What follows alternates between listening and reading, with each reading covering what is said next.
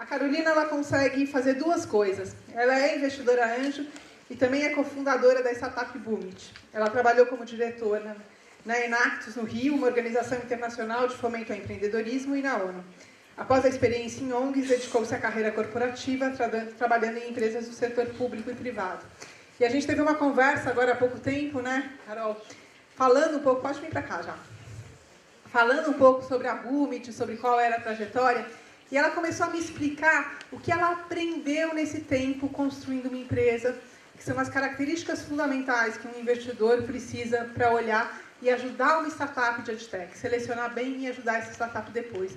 Não é um mercado muito comum, mas foi uma conversa tão bacana e eu aprendi tanto que eu pedi para ela compartilhar com vocês. Muito obrigada por ter aceito o nosso convite. Bem-vinda. Obrigada, Maria Rita. Bom dia, ainda bom dia. Bom, como a Maria Rita falou, falar bem rápido da minha história. Na verdade, eu sempre quis empreender. Eu já tinha trabalhado no mercado corporativo, como ela mesmo disse. Eu trabalhei na Ambev durante muito tempo, mas sempre com aquela vontade de empreender.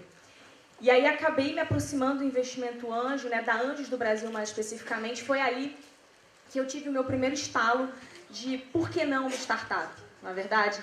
Então, e foi daí que eu comecei a me relacionar com esse ambiente de educação e entender que ali era um caminho. Bom, educação no Brasil. Acho que não é novidade para ninguém, é uma super oportunidade. Tem muito ainda para acontecer. O Brasil hoje, a gente tem 250 milhões de pessoas, né, a se capacitar, né, pessoas que já estão formadas ou que estão em níveis de educação básica. Né, quando a gente olha, 50 milhões de estudantes hoje no Brasil, então nós temos um número de pessoas que vêm estudando e se capacitando nesse exato momento. 200 mil instituições regularizadas, ou seja, imagina as próximas que virão. 35 bilhões, tá? É exatamente a quantia, né, de dinheiro que esse mercado proporciona hoje no Brasil, principalmente quando a gente olha superior e profissionalizante. Então, profissionalizante é algo que deve crescer demais nos próximos anos, né? A educação vem mudando, eu vou falar um pouco sobre isso. Né? Não necessariamente só o ensino superior, a educação básica é o caminho, tá? Muitos cursos, muitas coisas estão acontecendo nesse sentido no online. E 12 milhões passam já a estudar online. E esse número deve crescer muito, tá? Ao longo do tempo. E aí a gente já começa a ver alguns unicórnios ali, algumas, né, não são unicórnios ainda comprovados, mas algumas expectativas de unicórnios ali nos Estados Unidos e na China. Na China, obviamente, é um mercado bastante fechado, mas pelo próprio contingente populacional, né, assim, a empresa já nasce com grande potencial de ser um unicórnio. Bom, e aí eu queria trazer para vocês 3 segmentos que eu, em especial, vivi na pele, né, na carne de empreendedor, mas também que fui muito obrigada a estudar, né, enquanto investidora. E eu tentei sempre trazer essas duas visões hoje para cá. Porque eu acredito que todo investidor tem muito de empreendedor, né? A gente assume risco da mesma maneira e a gente tem que ter esse olhar e não pode ser diferente, tá? E ajuda muito ter essa... Não sei quantos de vocês aqui já foi empreendedor e hoje atua como investidor ou atua das duas maneiras, mas essa visão é fundamental para qualquer investimento. Bom, e aí eu quero falar para vocês de 3 principais segmentos, né? Então, educação básica e superior. Coloco elas duas juntas porque elas têm muita relação, principalmente quando a gente observa atração, tempo de negociação de contrato. Educação corporativa, ela vem crescendo muito, né? Muitas empresas estão terceirizando essa parte, deixando de fazer esse processo internamente, tá? Eu, particularmente, trabalhei em gente na Ambev, né? E a gente já não trabalhava mais fazendo isso, a gente buscava plataformas e outros tipos de tecnologia para agregar ao processo. E educação B2C, né? E aí, muito mais focado em nichos, né? Então, vai depender muito do nicho que aquela empresa, aquela startup quer se posicionar. Bom, aí falando um pouco, né?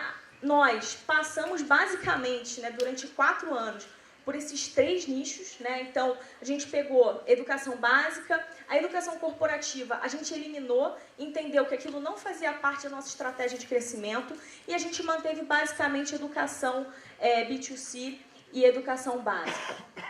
Bom, falando um pouco sobre educação básica, é super importante a gente entender a questão do tamanho de mercado, né?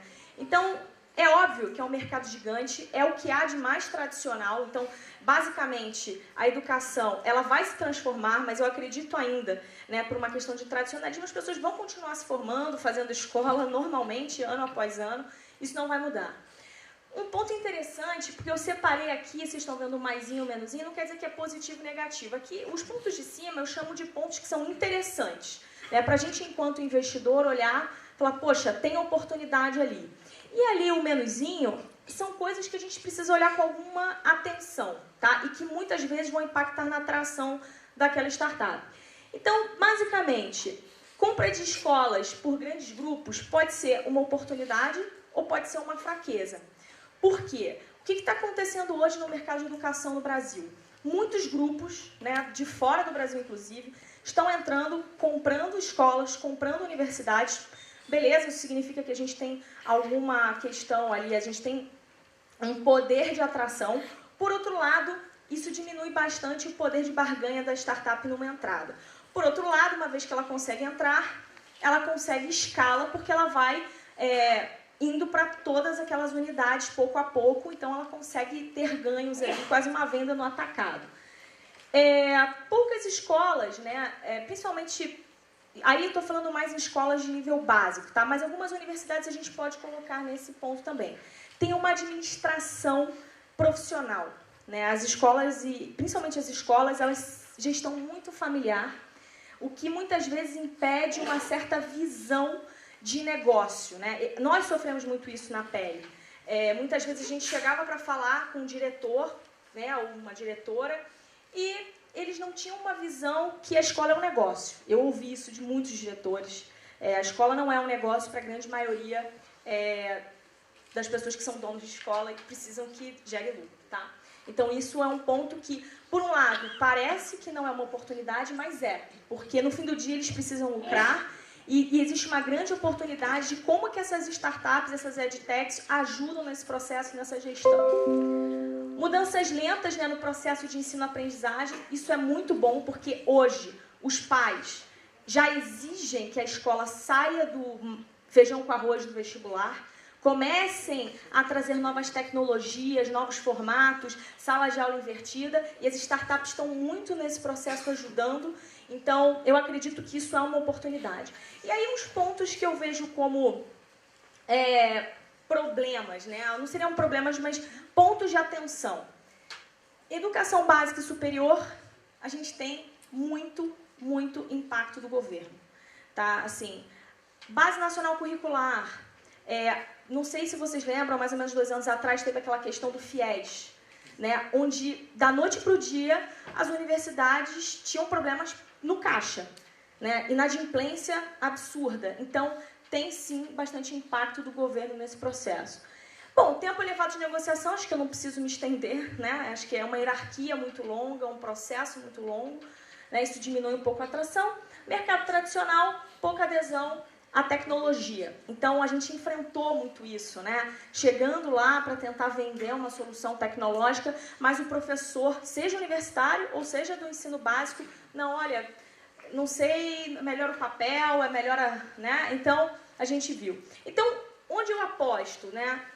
Principalmente trabalho em gestão e performance. É onde eles têm menos aversão. Tocou no conteúdo, eles sentem uma certa aversão no processo, tá? Falando de educação corporativa, o mercado, ele já é substancialmente menor do que o anterior, né? Então, você tem muito mais escolas e universidades do que empresas no Brasil, infelizmente. Tá? Venda de rede de contato. Aí, quando a gente fala do processo de venda, né, de vender ali, rede de contatos, é super importante que o time, os founders, né, ou uma ou 2 pessoas, enfim, mas pelo menos uma, tenha uma rede de contatos interessante no mundo corporativo. Não é bater na porta, oi, tem uma solução aqui para vender. Então, exige todo um processo de negociação, de conhecimento, de networking. Tá? Falando do time, é super importante ter pessoas que entendam, né, de marketing de conteúdo também, porque, naturalmente, você não vai colocar um Google AdWords e aí a diretora da empresa vai clicar. Não vai ser assim que vai acontecer. Né? Eles precisam ser convencidos de que a sua solução é interessante.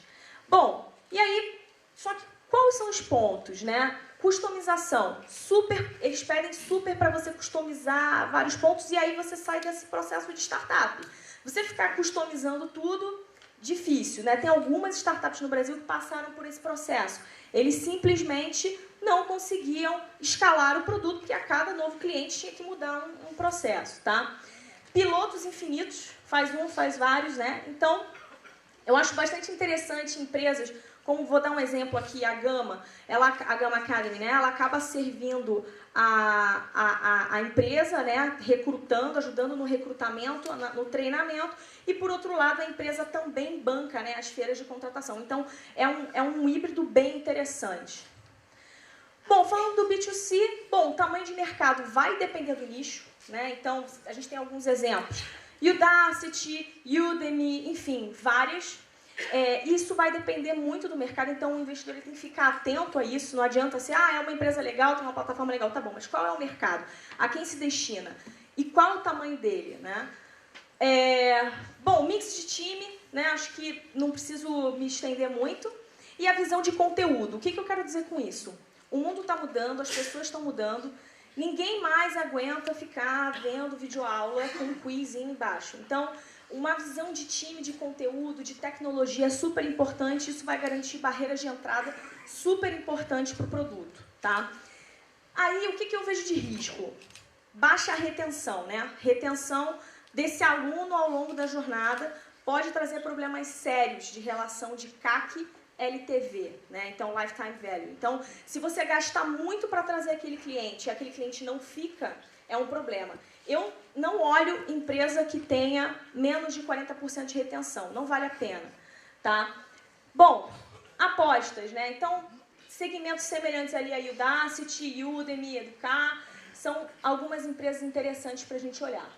Bom, aí estamos chegando ao fim, né? Eu, na verdade, acabei dividindo com vocês aqui um pouco da minha percepção do mercado. E eu tenho um modelinho que eu criei, aqui está um pouco mais simplificado, que me ajudou a tomar decisões em relação a Boomit e me ajudou a tomar decisões em relação a investimento.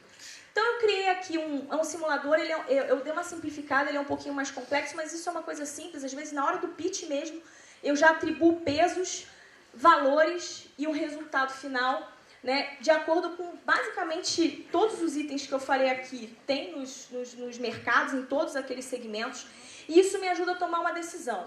Abaixo de 60, eu nem tomo café e muito menos nem olho aquele negócio.